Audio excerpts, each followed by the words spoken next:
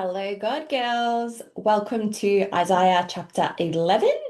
I'm recording this one on my own today because Amanda's in bed. She's not feeling well. So if everyone could just say a quick little prayer for her, I would really appreciate it. And yeah, let's all believe together that she will be healed in Jesus' name and he will give her strength and uplift her and get her out of that bed. Yes and amen. All right. Isaiah chapter 11. Let's just jump in and start reading.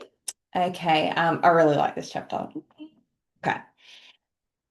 It's a quick one, it's only 16 verses. Okay, verse 1. Out of the stump of David's family will grow a shoot. Sorry, I'm just going to grab my mic, put it a bit closer so you can hear me better. Okay. Out of the stump of David's family will grow a shoot. Yes, a brand new branch bearing fruit from the old root. And the Spirit of the Lord will rest on him, the Spirit of wisdom and understanding, the Spirit of counsel and might, the Spirit of knowledge and the fear of the Lord. He will delight in obeying the Lord. He will not judge by appearance, nor make a decision based on hearsay. He will give justice to the poor and make fair decisions for the exploited. The earth will shake at the force of his word, and one breath from his mouth will destroy the wicked. He will wear righteousness like a belt and truth like an undergarment. In the day of the wolf and the lamb, they will live together. The leopard will lie down with the baby goat. The calf and the yearling will be safe with the lion, and the little child will lead them all. The cow will graze near the bear, and the cub and the calf will lie down together. The lion will eat hay like a cow. The baby will play safely near the hole of a cobra. Yes, a little child will put its hand in a nest of deadly snakes without harm. Nothing will hurt or destroy in all my holy mountain. For as the waters fill the sea, so the earth will be filled with people who know the Lord. Okay, let's just pause it there. Wow, what a beautiful first half of the chapter.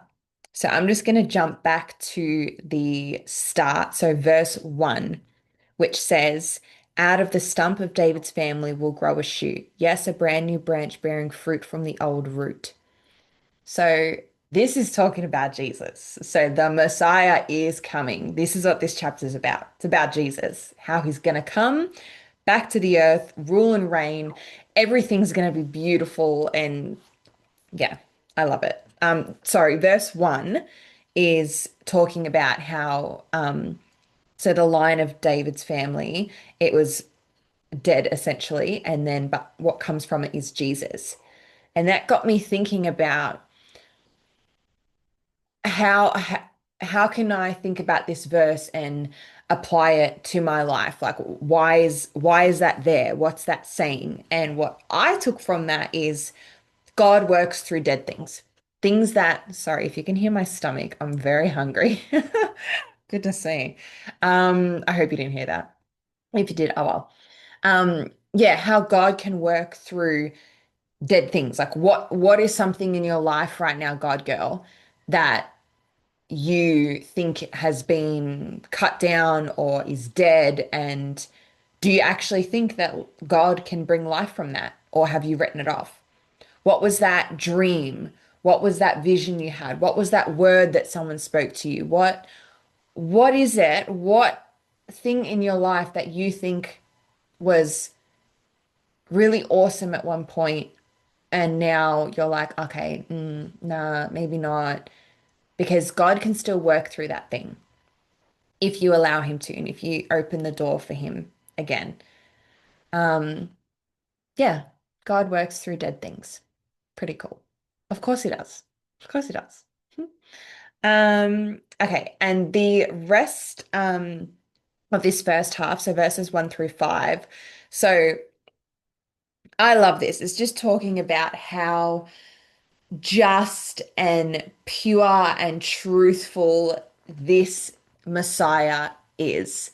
So it's not when he comes, he's not, his leadership is different. It's not based on power and image and popularity. It's based on truth and justice. And he cares, just in these 5 verses, he cares so much about justice. So, all of this injustice that's going on in the world right now, with wars and murder and, abuse, all of these things that are happening that are so vile and so evil, he will judge fairly those people that are doing these things, and he will confront it. And it says here, one breath from his mouth will destroy the wicked.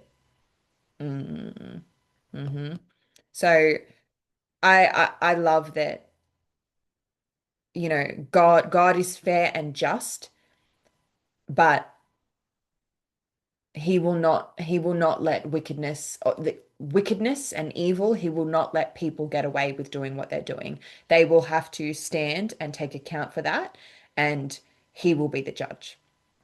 He will destroy the wicked. It says here, one breath from his mouth will destroy the wicked. He will wear righteousness like a belt and truth like an undergarment. Yeah. I love that. And I also love that he's got such a heart for the poor. He defends the poor and the oppressed. Like, this chapter makes it clear that, injustice is not ignored forever. And our God he's such a kind king. He is such a kind king. Like, he has got such a heart for people. And yeah, it's beautiful. These first these first 5 verses are just, it really speaks to the character of our king. And, it's thinking of living in a world one day where everything is just and fair, and, the four are the poor and the oppressed are defended and treated right and treated with love and cared for. Like, it's beautiful to think of a world like that. And especially even when we jump down verses 6 to 9, where there's animals, like hostile animals living at peace with each other. And I mean, babies putting their hand into a nest of deadly snakes without harm. Like, this just symbolizes total peace, even when, like, natural enemies like seem to like, how do natural enemies seem to coexist? Like, it's incredible to think about that. But it's just restoration at every level with people and nations and nature. Like, I can't even, it blows my mind when I think about that. It's just incredible. Like, imagine you are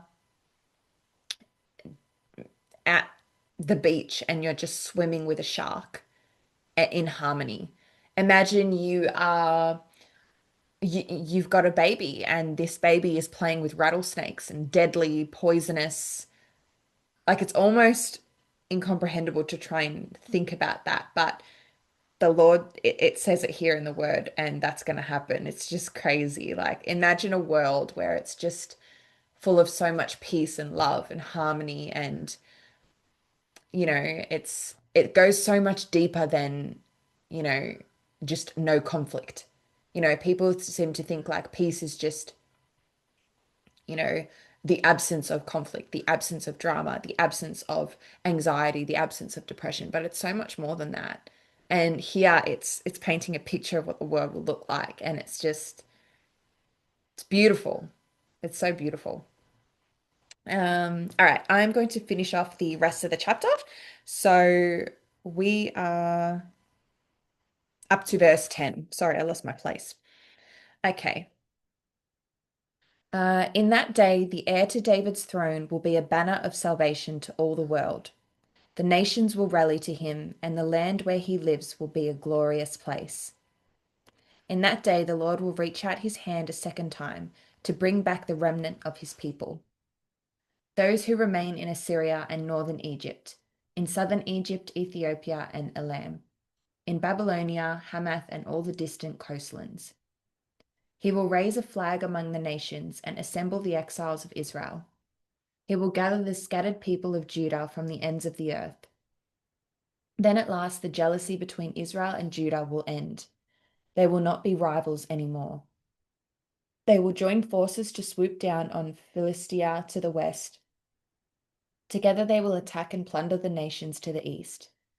They will occupy the lands of Edom and Moab, and Ammon will obey them. The Lord will make a dry path through the gulf of the Red Sea. He will wave his hand over the Euphrates River, sending a mighty wind to divide it into 7 streams, so it can easily be crossed on foot.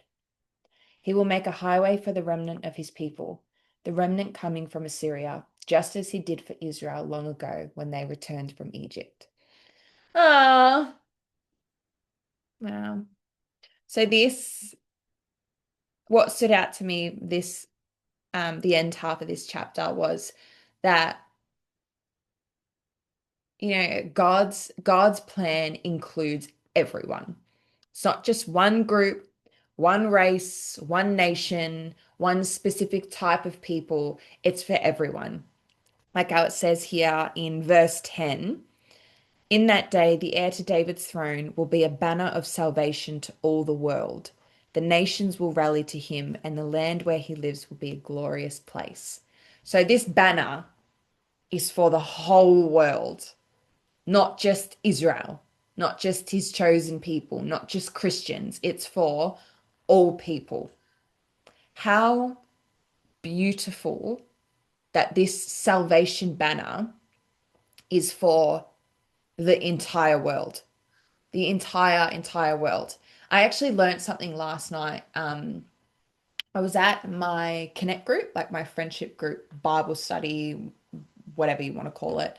And the friendship group leader, he actually said that we're reading from a passage, and he said that um, when a banner, when people go to war, is what they, when I guess like a country is versing another country, or they're going against each other, they have a banner which the troops carry.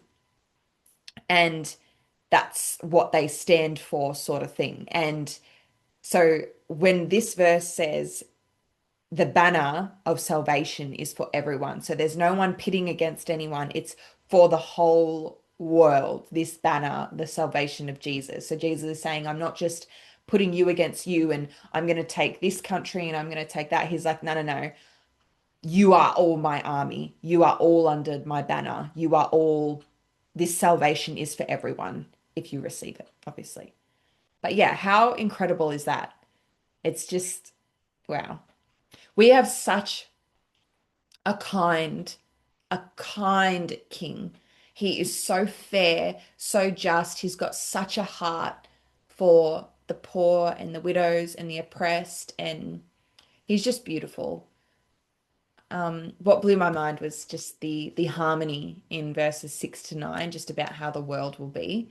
Because that hasn't happened yet. A lot of things in the Bible have happened, but that hasn't happened yet because Jesus hasn't come back yet. So this is incredible when I just sit there and think about that. I think it just really touches me because I love animals. Um, and just picturing all of God's creation just living in harmony together. It's beautiful. Um, yeah, I'm a bit of a sucker for kindness, um, and just love, and that's what it will be like. And all of the evil and the wickedness and the injustice in the world, the Lord will sort it out. Like as God says, vengeance is his. So it's just this chapter is so beautiful, just about a beautiful future that is coming. And I'm like, man, come now, come now. But also not yet. We got to fill up God's kingdom some more. There's people that that we want to get in God's kingdom. I can think of multiple people that I'm like, oof, Lord, just give me some more time. Give me some more time. I've got to plant some more seeds. I've got to try and, you know, but yeah, I think this is an awesome chapter. And I've got some confronting, hard hitting, but honest questions that I hope are helping you to, I guess, reflect and dig a bit deep and evaluate your heart and see where you're at. And yeah, just to pray about too. Yeah, so I've got some questions there, and I hope you take a look at them. And I do them myself too. I write them, but I also think about them and I'm like, wow. And some of them I'm even like, wow, okay. Yeah, I need to check that. I need to They are pretty hard hitting sometimes, but they're